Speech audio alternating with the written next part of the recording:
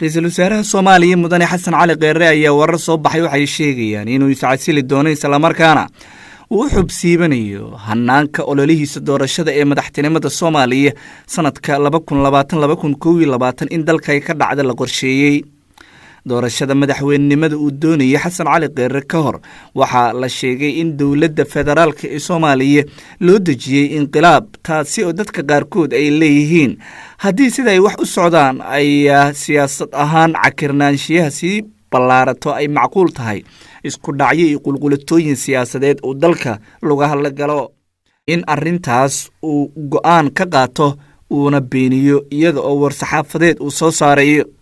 maalmihii dambe waa uu diiday inuu warbaahinta la hadlo oo xitaa waxa la diiday waraysiyo loola ballamay wariyayaasha qaarkood inay ra'iisul wasaaraha ka qaadaan, balse waxaa dib loo dhigay baa la yidhi arrimaha siyaasadeed ee dalka ka jira marka xal laga gaaro kadib.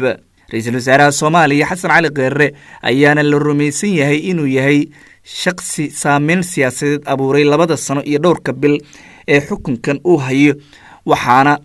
wasiirka koobaad ee Soomaaliya ka hor bishii Maarso 2017 siyaasad ahaan aan lagu aqoonin Soomaaliya.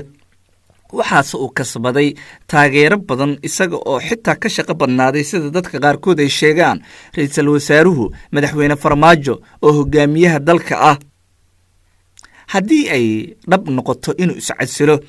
ra'iisul wasaare Xasan Cali Kheyre waa guul u soo hooyanaysa qawaamuurta siyaasadeed ee mucaaradka ku ah falsafada dowladda federaalka ee Soomaaliya ay wajahayso. haddaba arrimaha soo kordhay ayaa waxa ay sii laba jibaarinayaan xilli Sheekh Shariif Sheekh Axmed iyo waliba Xasan Sheekh Maxamuud ay bilaabeen qorshe ay ku doonayaan sidii ay dowladda federaalka ay arbushaad